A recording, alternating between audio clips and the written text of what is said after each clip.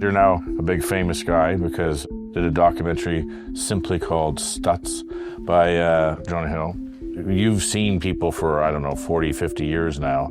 What are the sort of top, mental problems and how do you fix them? Anxiety and depression. They're like the bottom feeders. It's like a funnel.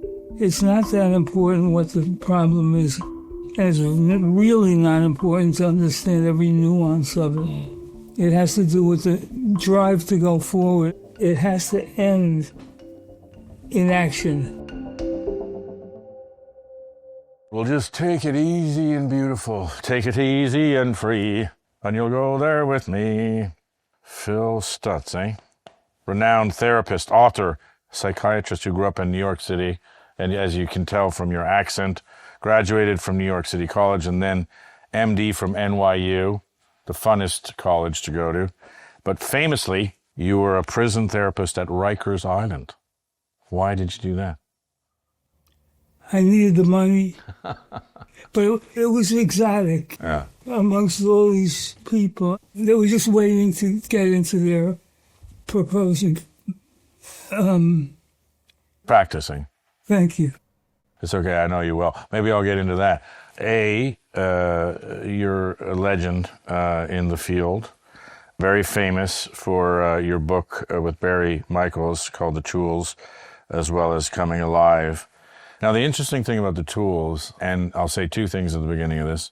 One is that you came up with the tools, which are tools to help you that you can use at any time so you can sort of heal thyself and then get on with it. And two, just in case, because we're on video, is that you have Parkinson's, and I want to thank you for taking the time. I know it's you're very welcome. Difficult for you to get out and around, so I want to say that thank you. So you go from Rikers, and you get into psychiatry, and then you realize that there's a problem in psychiatry. What's the problem? The problem is that it wasn't helping people. It didn't really work. And I'm not that idealistic a person, I'm really not. But this was something I knew at that point it was going to take up the bulk of my life. Right. And I felt it was populated by, I don't want to say shysters, but there were people that were taking money and there was no results. And I would see patient after patient walk out and they didn't have any more knowledge, health, anything than they had previously. Yeah. Yeah. And I got pissed off. I'm rebellious anyway. Yeah. You might not realize that. If you come for a few sessions, you'll realize it. So I said, this. And I just went my own way. I just went on instinct. And I realized, and I think it wasn't because of psychiatry. It was more because of my experiences on the street, really. So I developed certain criteria which had to be met, or I had no respect at all for the process. See, when you're treating somebody, there's a point where just understanding something is not enough. Yeah. And that's what would piss me off. Half the time, I didn't think the patients even understood that they were getting nothing. But I just kept on. And, what I always say about this is people vote with their feet, especially with something so expensive. When it comes to sexual performance, don't gamble. Take the sure thing. That's Rocket RX. Trusted ED treatments prescribed by real U.S. medical teams delivered straight to your door. No awkward appointments, no pharmacy lines. Be ready, that means be able to have sex, in as little as 12 minutes with fast-acting, long-lasting results. Use code SHANE, S-H-A-N-E 30 for 30% off your first order. That's S-H-A-N-E 30 for 30% off your first order. Bango. And I actually learned a lot in the prison. It was like 100 guys could be walking down a corridor, and there could be one CO supervising them. Yeah. One guy would have like the magic touch. He could quiet the whole column of 100 inmates. Nobody with him or anybody else. And he could do his job. There were other COs that had no control over the inmates. And later on, I started to ask myself, what was the difference? Because for the first time in my life, I saw guys who actually were wielding personal power. Mm-hmm. Not that they were nice guys or anything, but the point is, that was my first conscious exposure to the power of the forces that come out of a person that are non-logical. So I learned to trust my logic, my logic. Instincts. Yeah, my instincts. To a much larger degree. I had to trust them a little bit prior to that, but just because I grew up in Manhattan. At that time, I mean, it was in the 50s, it was actually a dangerous place. So this is a whole, meta world. Yeah. That I was introduced to very quickly. So to me, it really wasn't psychiatry or psychotherapy. It was just human interactions and where do you want to direct them. So it's interesting. So you're doing a lot of work in Rikers. You're learning a lot. You get frustrated with quote unquote the shysters in the psychiatric field and decide to come up with the tools. Now, one of the things when we first met, in full disclosure, we've had a relationship, a professional relationship and a friendly relationship for the last 4 or 5 years. And one of the reasons why I wanted to do this podcast, the first thing you told me to do was to read Man's Search for Meaning, which is a strange thing to read because it's about sort of survival in Auschwitz and sort of finding a search for meaning. And basically it's like if you give up, the people who gave up died. Yeah. And the people who sort of got lint to make shoelaces and stuff and sang songs and, they lived. And it's a very incredible thing. I read it, and then it was only, months and years later that things would happen and you go, well, I'm not, living in Auschwitz, so we can get through this. We can get by. So maybe talk a little bit about the importance of Man's Search for Meaning and why you use it and why you sort of have people read it. Most people, and you could say our whole culture right now, has trouble finding something that's transcendentally meaningful, right, under any circumstances. And when I say under any circumstances, it means the most broken down, impossible, which is the word that always comes up, set of situations cannot stop you. Whereas I believe that human beings are obligated to survive. Now, with you, it's pretty easy because you have a family. And by the way, while you were struggling for your own survival, you became a much better person and family actually benefited. Now, one way of understanding it, I guess, is that there has to be something that transcends your personal desires and really transcends death. I mean, that's what you're really talking about. Yeah. And the only way you can transcend death is by a set of values. It's a view of the world that should continue even in the face of either real or metaphoric death. And to get somebody to believe that, the whole key of the way I do therapy is it's the negative experiences, particularly the ones that threaten to destroy you altogether, that are the most healing voices. Which is, so never a calm sea did a good captain make. And it's hard to know when you're in the middle of it that these hard things are actually the things that are going to be the things that heal you and make you stronger. Yeah, here's how I deal with that. Because a lot of people are cynical, like a lot. Mm-hmm. So I tell the person, don't believe what I'm telling you, because what I'm suggesting to you really is something that transcends death, actually. So I tell them, don't believe what I tell you, that's a potent force. Just do what I say. Mm-hmm. And I'll never forget the first time you made your mind up that you were going to survive. And it happened like that. I don't know if you remember. I know. You, you remember better than me. I don't remember what happened. I told you had to do something physical. Oh, yeah. And you made the smallest effort, but it was enough. And I was shocked because I think it was like running around the swimming pool. Yeah, it was something stupidly simple. Yeah. But up until that point, you were, for whatever reason, you were unable to believe it enough. Yeah.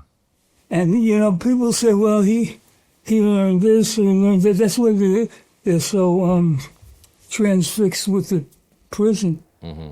But really, I don't think anybody knows exactly what the effects are of deciding that not deciding that you're going to live. It's deciding that you're going to commit to a program. Yeah. Even in the smallest things. That's called the world of small things.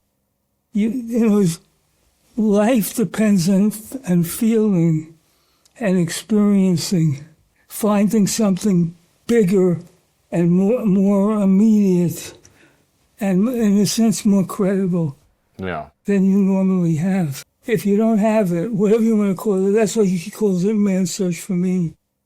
If you haven't found something that gives you some kind of meaning, you're Well, I highly recommend the book. I mean, on so many levels, it definitely gets your brain thinking, and it sort of provides a knowing of the self to go into psychiatry, to say, okay, this is why we work on our brains. But I want to go to working on the brains. You're now a big famous guy because did a documentary simply called Stutz by Jonah Hill. I'm so happy you had trouble finding a word. Yeah, there you go. Well, we're just two old guys trying to find words today. And then Shrinking now, which is an award-winning series, and the cranky shrink with Parkinson's, played by Harrison Ford. Oh, that was Harrison Ford? Yeah. Oh. He's famous for being Han Solo and the Indiana Jones. So that guy's playing you now. So you know you've made it in Hollywood when Harrison Ford is playing you. But the reason why, and if I may be so bold, you became famous like this is because you helped so many people, A, and one of the reasons why I want to talk to you, and B, because you came up with the tools. Now, my favorite tool, this is going to bring up two things I want to talk about. One is Part X, which you have to explain what Part X is to people.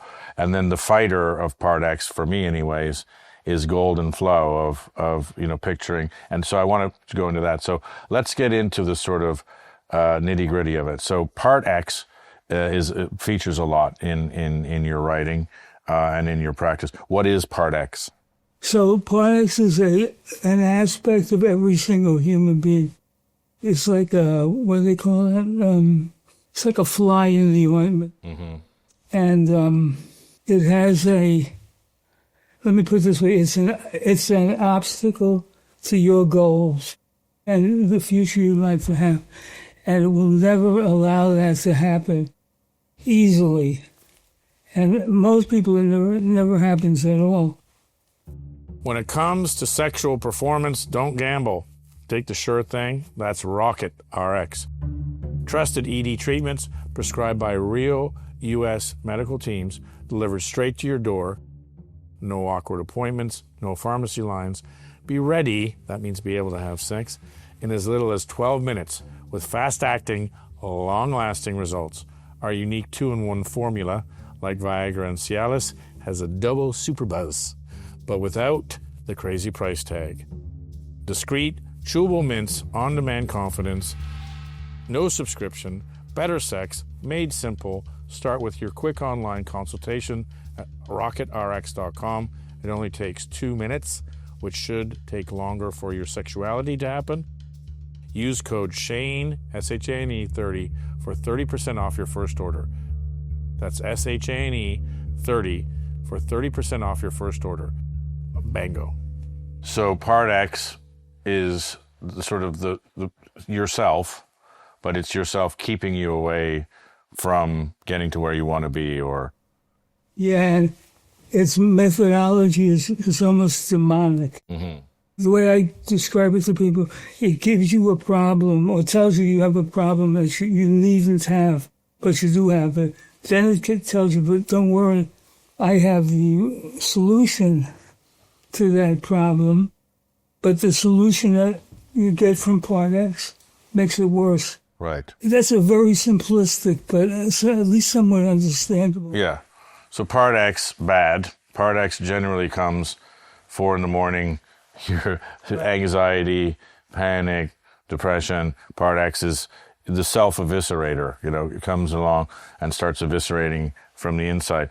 Now, what Golden Flow does, lest anyone think we're more of a cult than we are, is just a tool to say, you picture a sort of golden flow going from your heart into your brain and say, what am I thankful for? Could be water, could be family, could be your bed, could be your sheets, could be anything, health.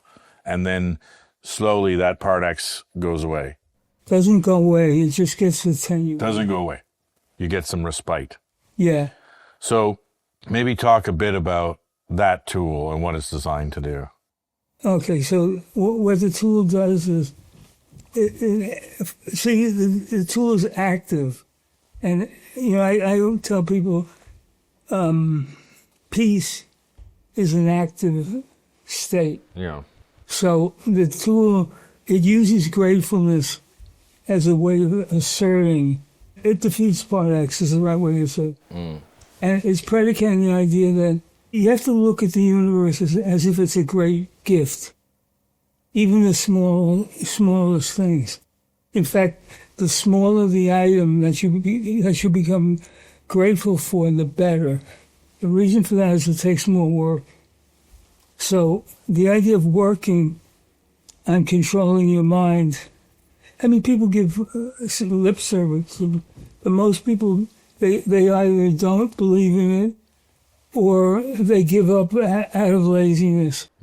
So Grateful Flow says it's based on an assumption, which is everything you have, every experience you have is all connected or created by some being that you really don't understand. But you can bring yourself, I'll tell you how to do it in a second. It brings you into experiences that give you the feeling this was a gift. It could be a small thing, a big thing. We call it Golden Flow because of the golden river, but you're being grateful for things that are in your life. But the assumption is you can be grateful for anything and everything because it's all given. And people don't like it. Human beings are very egotistical, so what satisfies them or what they think is going to satisfy them is ending up feeling basically that they are a peer of higher forces. Right. So the higher forces made you, and therefore people think they failed because they need freedom from quiet. Now, what the Grateful Flow does is, let me tell it to you first. Yeah. Okay. What you do is, just for about 30 seconds, you repeat, and if you can do it out loud, it's better, but silently worse. So you just say very simply, I'm grateful for this, I'm grateful I exist, I'm grateful my kids are healthy, whatever, I'm grateful that the house didn't burn down. It didn't burn down. No. And you want it to be a grateful flow because you want to place one thought after another. And the reason for that is, so I could say I'm grateful there was no traffic on PCH, or I got a deal, or I met somebody that I'm attracted to, or a smaller thing like, where's the wine? Well, that would not be a problem for you, but this is not about truth. It's about conditioning your mind. That's why I say people have to assume that everything we have is given. So first you just say, I'm grateful for this, I'm grateful for that. But then you want to make it into a flow. So you want to make the thought into an actual... A stream or a river. Yeah, and you make it into a river through the repetition of it. So if it was possible, which it's not because most people are too lazy, you'd actually want to stay in that state all the time. You never want to leave that state. Mm-hmm. Now, that takes a lot of work. Yeah. But anyway, the point is, the grateful flow works it works to battle you at the level of thought. Mm. And people don't understand this. You have a choice in what you think. But there's no way to prove that. You just have to do it and do it and do it until finally you realize it. So you want to be in a state of gratitude. Yeah. So that's good. For most people, that's already a tremendous step forward. Hi, it's Shane Smith. Now, before we get back to it, I wanted to let you know about my new Substack. I'm shanesmith.substack.com. Now, I'm going to be posting a lot of new content there, from extended versions of this show to behind-the-scenes stories from my adventures all over the world with Vice. Now, the best part, it's free if you sign up now. So go to shanesmith.substack.com and enter your email. That's it, shanesmith.substack.com. Or click the link below, and now on with the show, which rhymes with Bazango.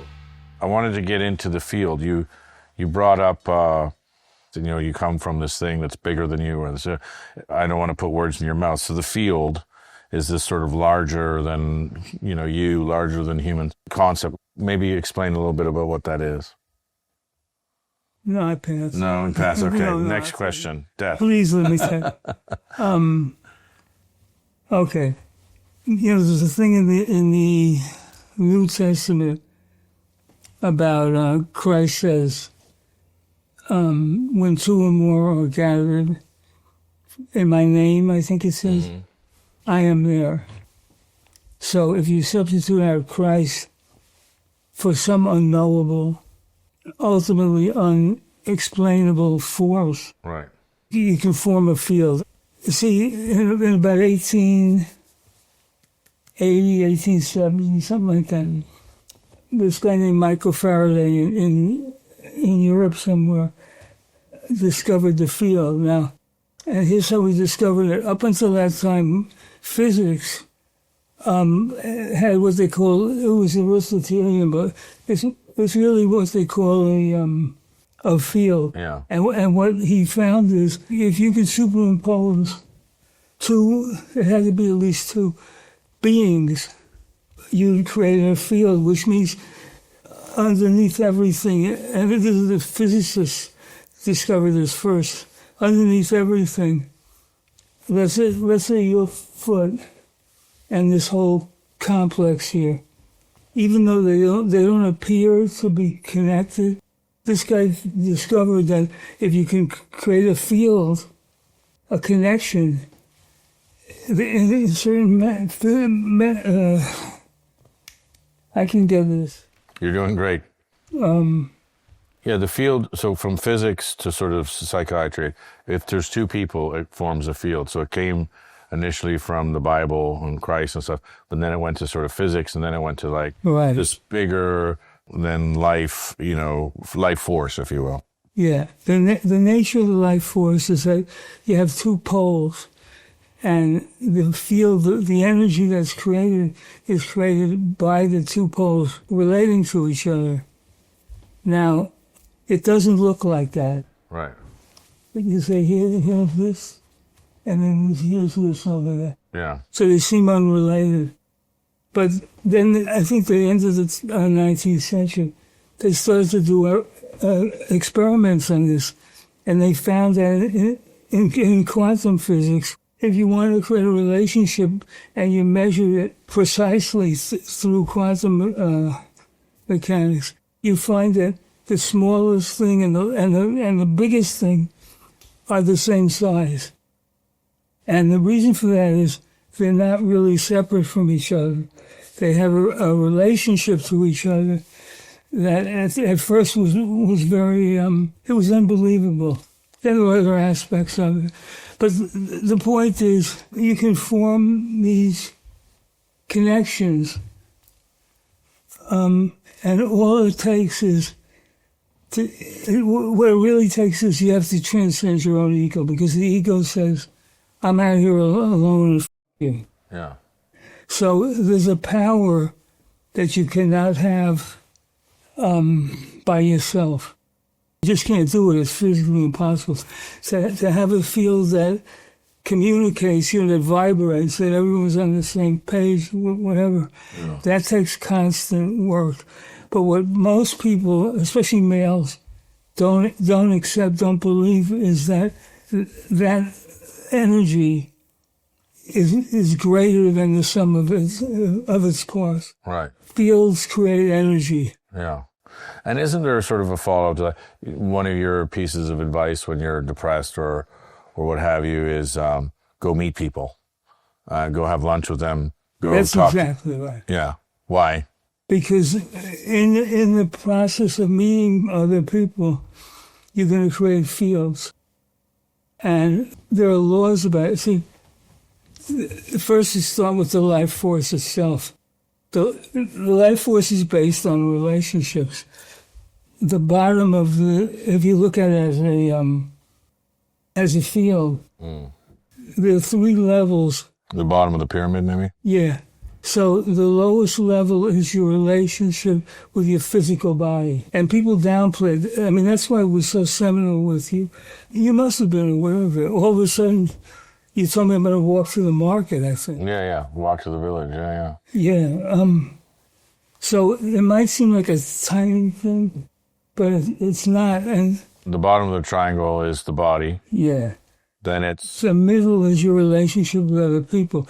Now, and that's a big deal because most of our culture says each of us is separate, like a separate entity, like this. Mm-hmm. Once you understand that there's much more involved than that, then every step you take, everything you endeavor, will succeed or fail to a large extent by how connected you are to other people. And when someone's depressed, besides working out, which is the first thing, the second thing is I say, call up your 3 best friends and have dinner with them.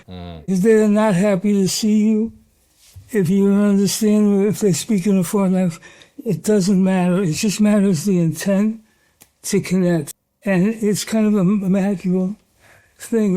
And the top of the triangle is your relationship to yourself.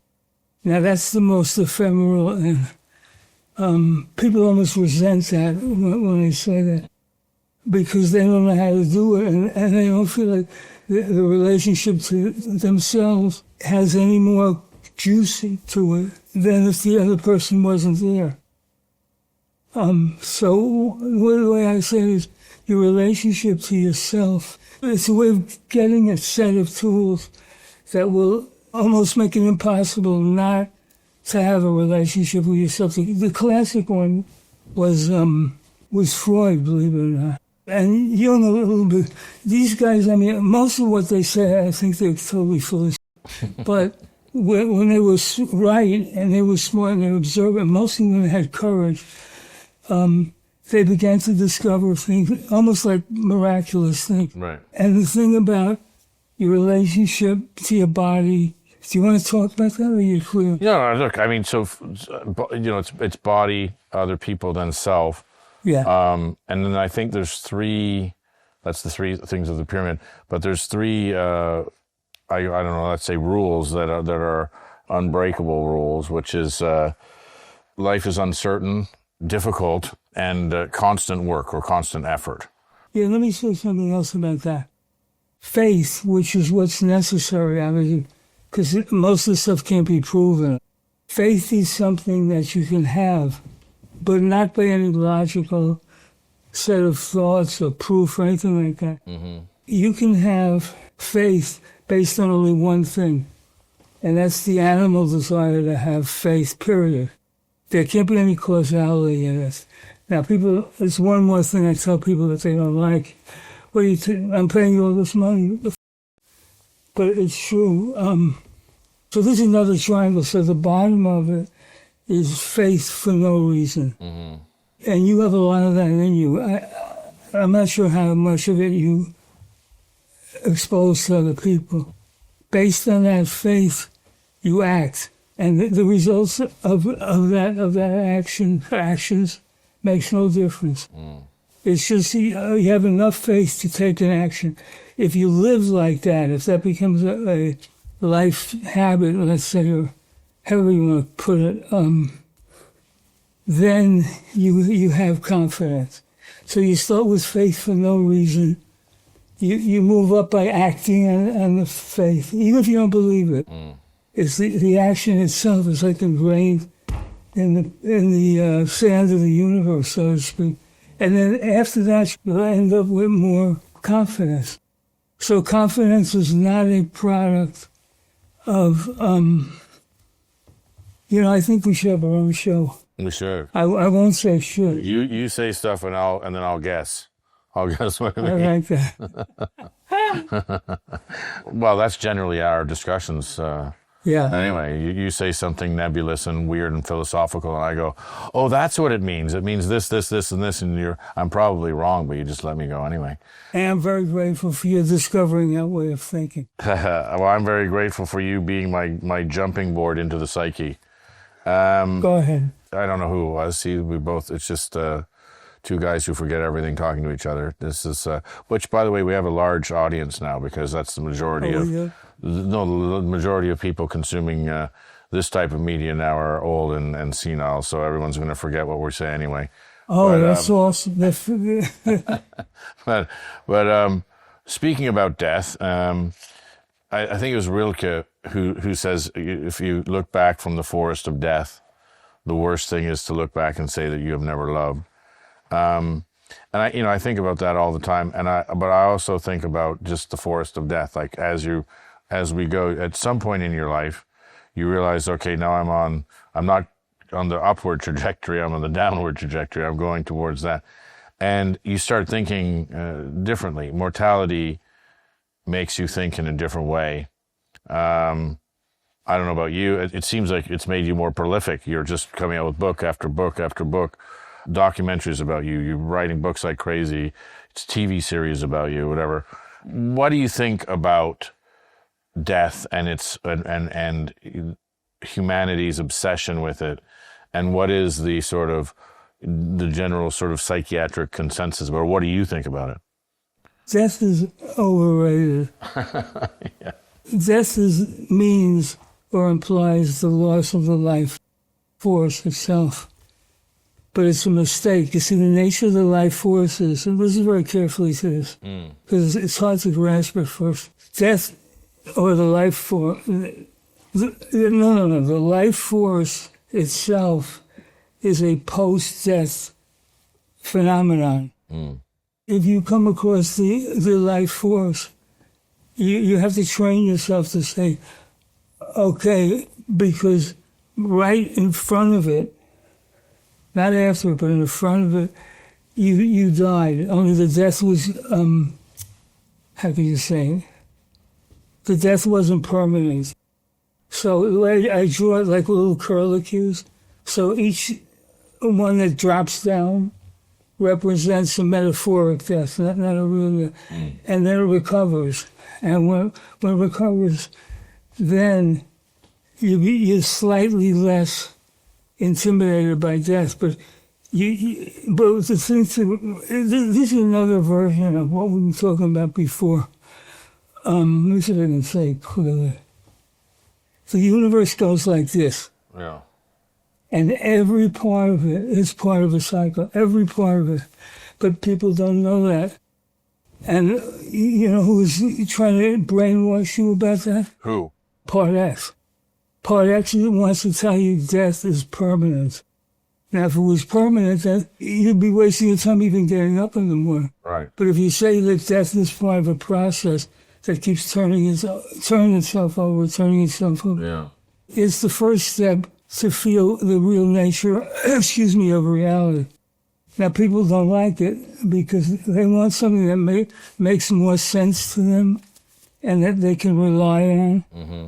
But exactly for those reasons, and the pseudo-security that it gives you, you misapprehend what death is.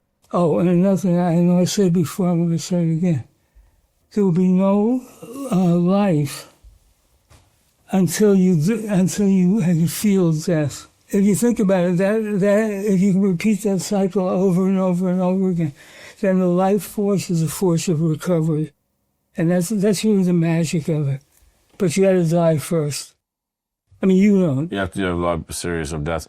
You know, what's interesting, and I wanted to get your opinion on this. I don't know about this as a psychiatric problem, but when you have kids, the physicality of having kids, like the brain, the human brain is so big that it's like they are born like this. You know, the day before, the brain, the big brain, can get past the pelvic bone, and children are essentially born 2 years premature because they can't feed themselves, they can't clean, they can't walk, they can't talk. And so, other animals are born, they can run away and they can, get away from the lion or whatever. And we're just an amoeba, basically, But when this happens, you go, I get it. We're a grand evolutionary experiment, right? There's people are dying and then born and then dying and then born. It feels like we are a grand evolutionary experiment. Now, in the science fiction book, Hitchhiker's Guide to the Galaxy, they say that it's a computer, that the Earth is a computer trying to come up with the meaning of life. And as we're a human computer. Religion says another thing, but our God, obviously, are we a grand evolutionary experiment? Life, death, what is it? Easy question, bango, let's go. That's an easy question? Yeah. Fuck you. Okay, it gets really complicated, but it's good. We're not trained to see things as part of a ever dying and reborn. We're not trained to look at it that way. And the reason we're not is if you give yourself over to that, you will feel most of the time somewhat secure. I'm not going to exaggerate it. But what happens is your capacity to risk, your capacity to look at inexplicable things as if there's some meaning to them. If you really want to, drill down on it, it doesn't even matter what the meaning is. What's important is you start to look at meaning as a real force. And to some degree, it has a meaning just in perpetuating our existence. The basic goal of life is to make something out of nothing. It's challenged by people who they under attribute the idea of a frame. You see, what a frame does is it's a set of assumptions you make about the nature of the universe. That can't be proven, got into that before. But a frame is an arbitrarily limited view of the universe. And to really, you're not going to believe it, that it exists until you shatter the frame that contains it. So the idea of a frame says, whatever you think now, you're underestimating. Yeah. Not just yourself, but the whole universe. And courage is the ability to take action. And break the frame. Yes, to break the frame systematically. Now, a disaster, and we're in the sea of disaster here, actually has a potential reward, so to speak. And it's just what you said. The reward is that the frame is destroyed. Now, according to the mundane view of this, what I just said before, is that sooner or later something's going to happen that's going to break your frame whether you like it or not. And one way you could say the meaning of life is the attempt to prepare yourself for that. You're actually a very good example of it because for your bitching and moaning and all this bullshit, you have extraordinary levels of risk-taking. So people that's why sometimes you'll see somebody who's a little bit self-destructive, impulsive, doesn't really make sense in what they're seeing, but they're still breaking their frame. Now, the trick is, and to me is the definition of a real spiritual growth, is that you turn yourself over to a force that you don't understand, you can't possibly know what it is, but you act as if it has value. So just like the thing about faith, and you have to have faith because you want to have it, no other ideas need to apply. So you start to look at disaster as the most important thing that can happen to you. Now, you hope that you live through the disaster, but whether you do or you don't, the frame is broken. And to make it even more interesting or disgusting or whatever, you'll feel the whole universe rushing in on you. And at first it'll be overwhelming and you won't know what it means, etc. But you're actually experiencing pure meaning. So like a lot of the other things here, pure meaning is out of our control. All we can do is assume that it's a real thing and be open to it. One of the things I wanted to say, like when you get divorced, you think that your marriage is unique and that your problems are unique. And then when you go to see a marriage counselor, you realize, my divorce is exactly the same as every other divorce that's ever been. And I was thinking about that, like when you obviously when you go to you see a doctor or a psychiatrist, you're like, my brain is different, my problem's different, you know. Mm-hmm. And then when you come up with the tools, you realize, the tools are effective because all of these problems are the same. Yes. You've seen people for, 40, 50 years now. What are the sort of top, mental problems and how do you fix them? Well, everybody agrees now. I don't know which would be number one and number two, but it's anxiety and depression. Anxiety and depression 1 and 2. Yeah. They're like the bottom feeders. It's like a funnel. Yeah. And a lot of symptoms eventually fall down. What I tell people? It's not that important what the problem is. It's really not important to understand every nuance of it. Where you can almost create limitless forward motion for yourself has nothing to do with content. It has to do with the drive to go forward. And again, that's one of these things that's based on faith. I don't think there's any trick to it. I think the trick is there isn't a trick. And then you're back to faith again. So last question, what would be your advice, since a lot of these things come down to the commonality of anxiety and depression, what would be your advice to someone out there who's watching this after all you've seen in your life? I would tell them in the most simplistic, almost stupid way, spit on me like I was a piece of dirt. Forget about that. But utilize the procedures that I'm teaching you. And over time, you got to leave at least, like I say, 3 weeks. And see what happens. The universe is designed to force human beings to evolve. And you can test that out. My strength as a shrink was always, I didn't really give a shit if they did or what they did. At first, it wasn't like that. I wanted to, but I would say after the first 5, 6 years, I said, this is not up to me. It's up to something bigger.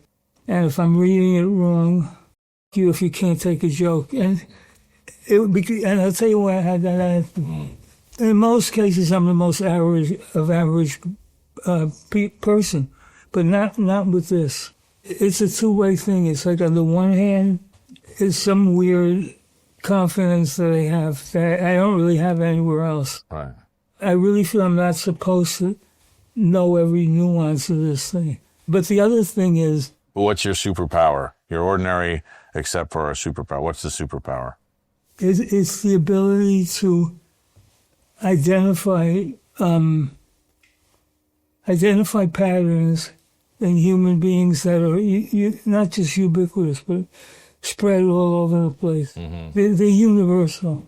To identify patterns across human beings in humanity that are universal, and then to fix them. Yeah, or the way I say that, if you fancy yourself a philosopher, the end point of your reasoning has to end in action. And I find, and nobody gets to judge which action or anything like that. But I find it's actually comforting to people, and it makes the patient more confident. Believe it or not. Yeah. They love it when I say, if you don't like it, get the out. It makes them feel secure. The end point of reasoning is action. Yeah. The end point of this discussion is now. Oh, no. Dr. Phil Stutz, the man, the machine, the animal, thank you very much for taking the time today. I thoroughly enjoy it. When do we go again? Right now. Episode 2. Episode 2. Bango. Let's go. Now we're getting into schizophrenia. All right. No. All right, bro. Thank you. Thank you. You were great. Oh, here, I'll get you. There we go. Strong.